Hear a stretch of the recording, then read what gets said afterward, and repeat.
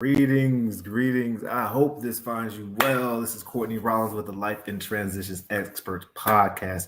Here, where we help folks who are going through some of the biggest transitions in life. We like to say we help people with the property and the stuff, and provide hopefully options and solutions for folks, particularly when they're going through probate, or perhaps they're needing to sell a house for other uh, times and moments in their life, really, where there's distress. So I appreciate you being here. If you're here because of that, I really hope and am faithful that you are, or hopeful that you're able to listen. My express my care and concern, is what I'm saying.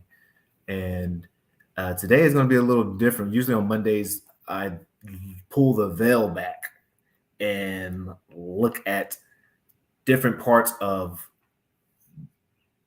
my skill set as a person who speaks to people who are going through probate and going through different transitions and challenges. And they're like, how do I bring value? How do I listen? How do I share? How do I discuss options? And one of those things that's usually a part of the conversation is property. And one question many people have when they're hoping to sell their property, and particularly when they're hoping to sell the property as is how do I sell my property as is? Meaning, just take it as is and still get full asking price. Usually, that's the main question, regardless. Regardless of of if when you're a seller and you want to sell your property, you want to get the asking price. You want to get above asking price, but it can be a challenge if the property has some form of distress. Perhaps there's roof that needs to be repaired, or there's major damages or even minor damages that add up. How do I still get the asking price that I want? Because all these people are calling me and just lowballing me left and right. Oh my goodness, I know my property has issues, but how do I do that? Or perhaps there's a tenant in there and they're hard to get out, so I know there's going to be issues there. Or perhaps there's a mortgage that's a certain space and you need support to pay the monthly mortgages. And there's a lot of forms of distress that can make it a challenge for you to still get your full asking price. So I'm going to turn it around and show you from my perspective how I actually speak to people and even present ways that they can still get their full ask price for their property. So let's take a look. That was a long intro, but I made it through. Let's see.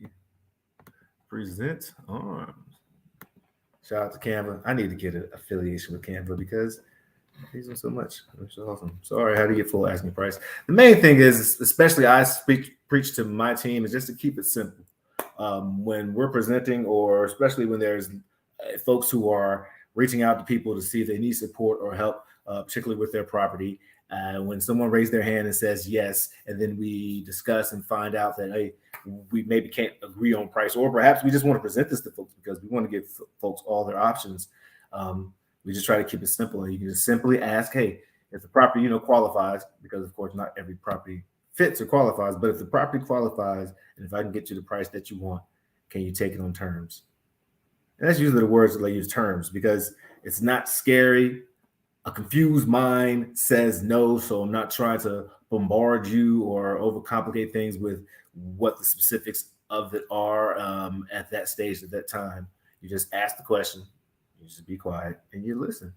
And if you or someone who's on the other side is interested, then that's when I would still, especially if this is a team member that's at the entry stage of talking to someone who's maybe a property owner or needing support in some other way, I would recommend they don't try it again unless they are clearly comfortable and trained, and that's the way your system is set up.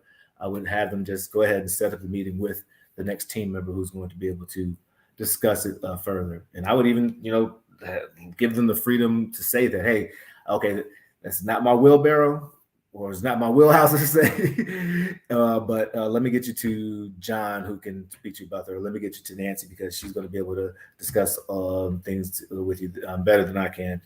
So let's see if it qualifies, and if it does, we just move that on. Does that sound all right to you?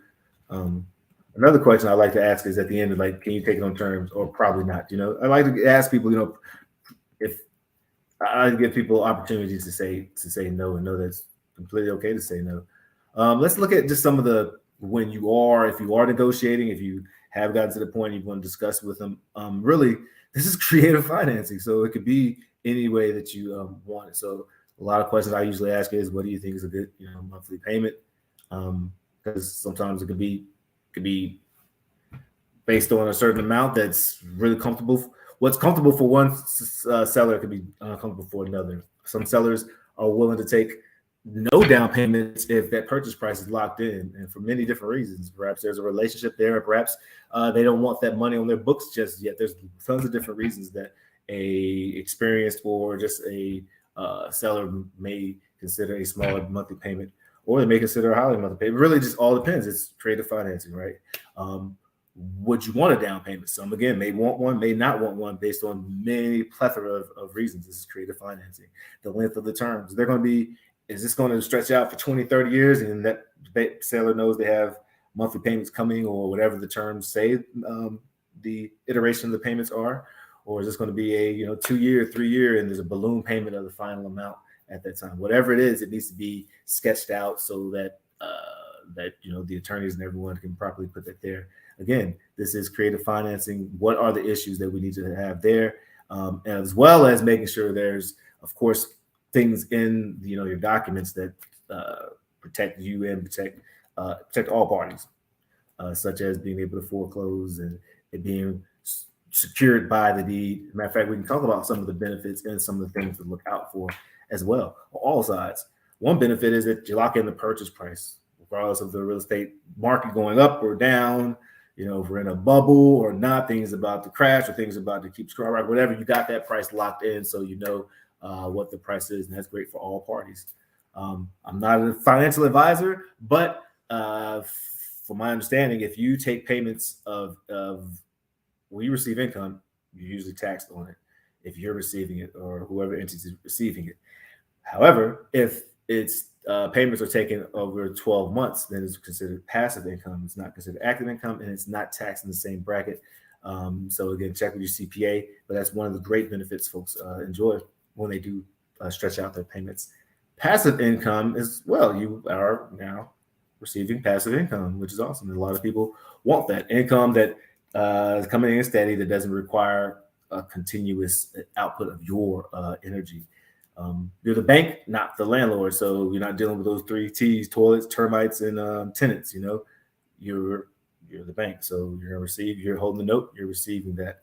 And again, it's secured by the property. So if the seller or the cash buyer or the person ends up not being legit, or their LLC gets taken away or revoked, whatever, you still have it's secured by the property. So you get to, depending on the state you're in, whatever the process is, to foreclose and get the deed back with all the money that was paid down, and hopefully increased equity. Of course, things to consider: this is, you're dealing with someone, so you want to make sure that they're reputable buyers and that they have either a track record or some way that you can trust them. Even though you do get the deed back, foreclosure is not fun. Who wants to go through that?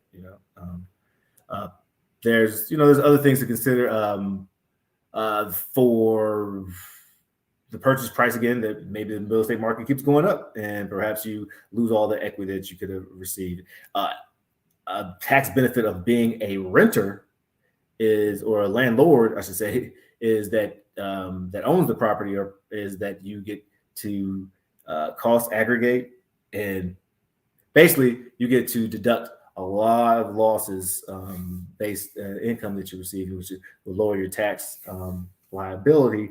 But because you don't necessarily own the property now, you own the note, that's no longer there. But sometimes it trades off really well because, again, you don't have to pay that capital gains tax. So again, talk to somebody super smart in that area, way smarter than me, and maybe something, again, to consider. But these are ways that you may be able to get full asking price from it as is cash buyer. And of course, it benefits them because they get to go in at usually a entry level that's less expensive.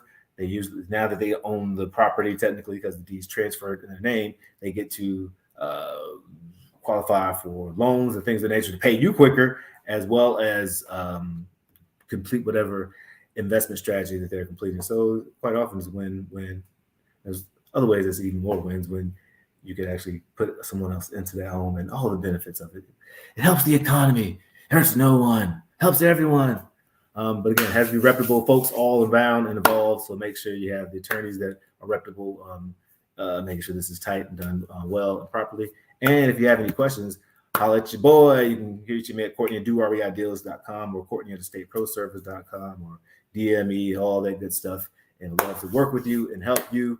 And until next time, keep letting your light shine. Cheers.